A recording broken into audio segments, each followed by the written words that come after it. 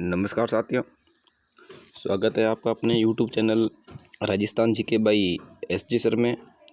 तो साथियों, आज हमारा जो चैप्टर रहेगा वो रहेगा प्रधानमंत्री एवं मंत्री परिषद। तो आज हम हमारे इस अध्याय में भारत के अंदर कितने प्रधानमंत्री रह चुके हैं और कौन कौन से प्रधानमंत्री रह चुके हैं, क्या प्रधानमंत्री के जो संबंधित महत्वपूर्ण प्रश्न है उन सभी प्रश्नों से रिलेटेड अध्ययन करेंगे। साथ ही अब तक कितने प्रधानमंत्री रह चुके हैं और उनका कार्यकाल कितना है तो उनके संबंधी अध्ययन करेंगे।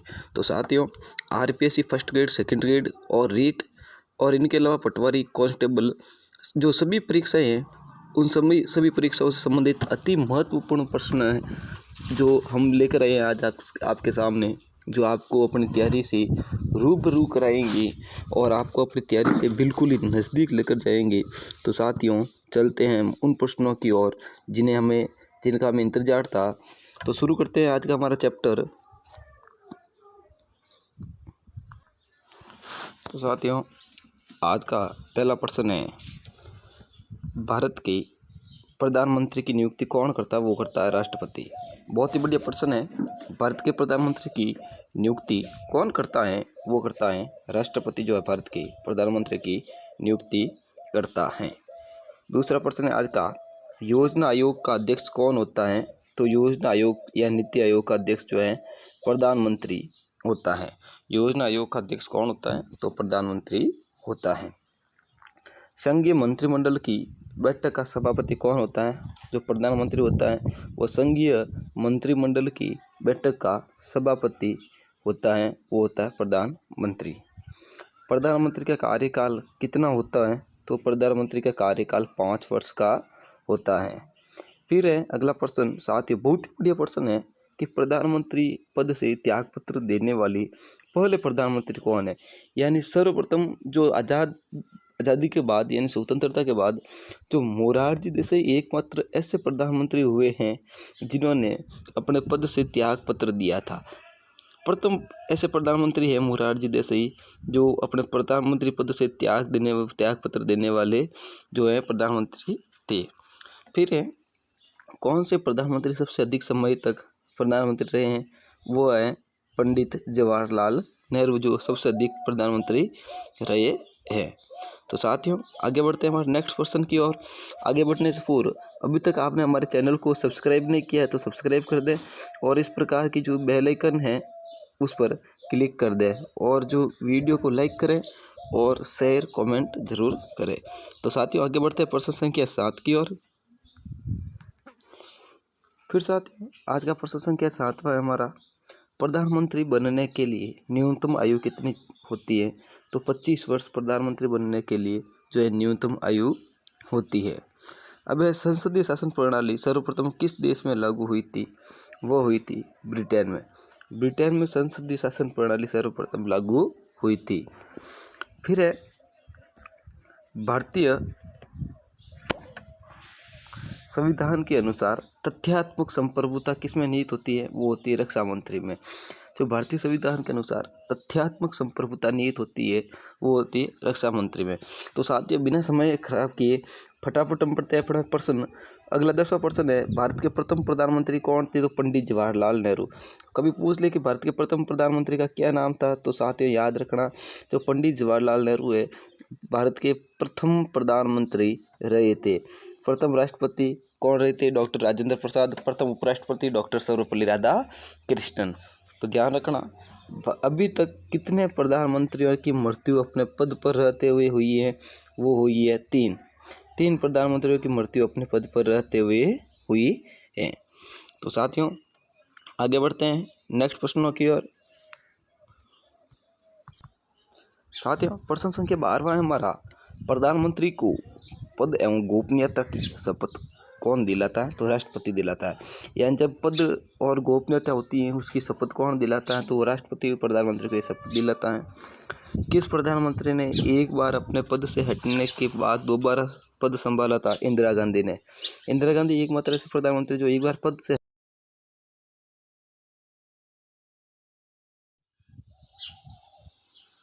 साथियों, 14वां प्रश्न है हमारा, जवाहरलाल नेहरू के बाद भारत के प्रधानमंत्री कौन बने?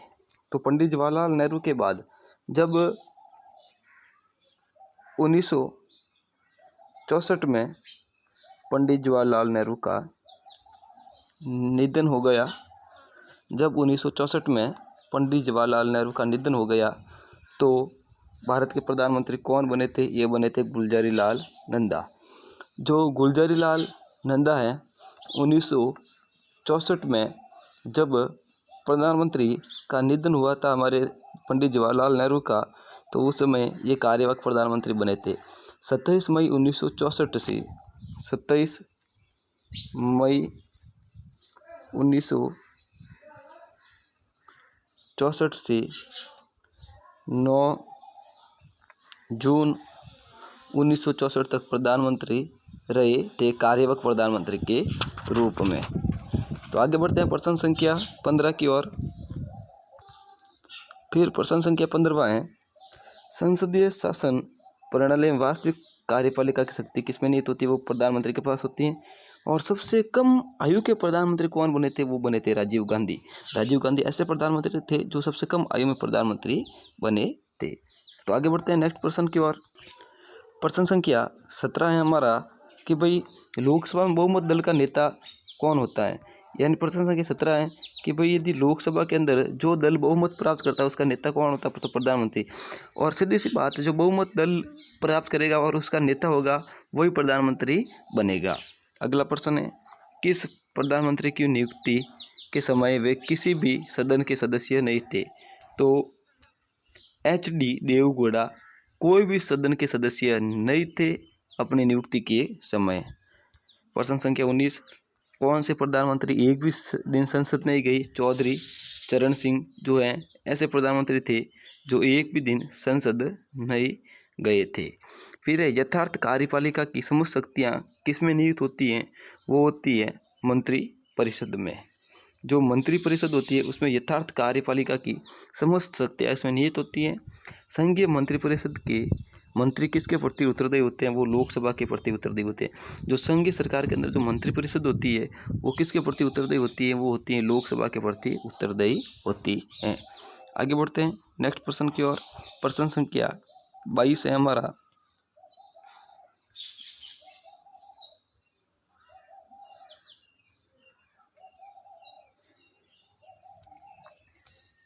भारत में किसी भी सदन का सदस्य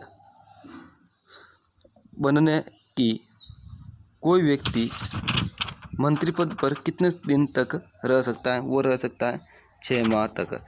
यानी किसी भी सदन का सदस्य बने बिना कोई भी व्यक्ति मंत्री पद पर कितने जो है दिन तक रह सकता है? वो रह सकता है 6 माह तक।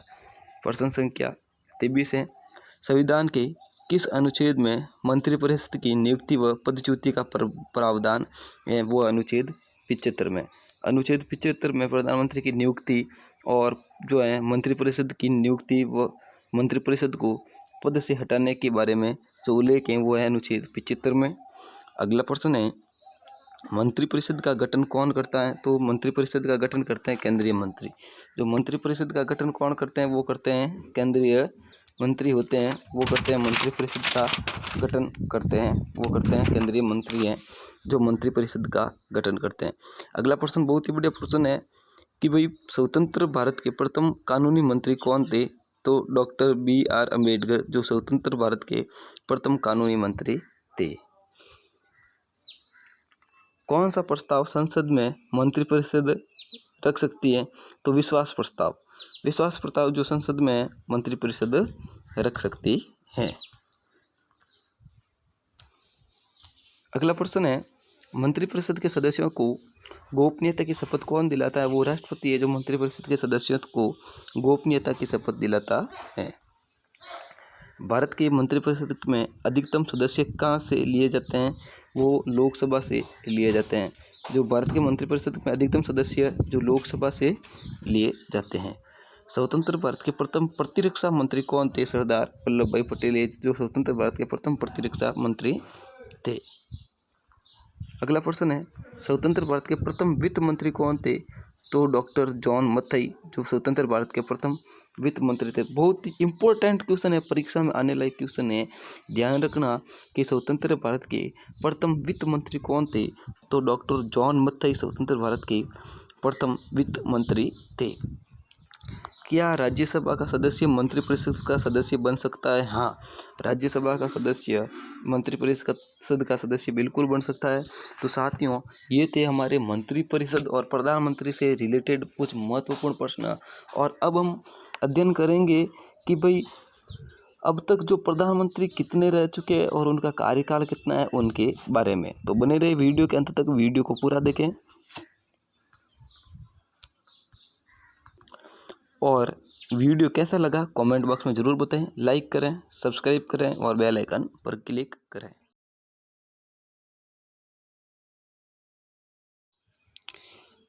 तो साथियों, अभी तक हमने पढ़ा था कि भाई भारत के प्रधानमंत्री और मंत्रिपरिषद से संबंधित महत्वपूर्ण प्रश्न।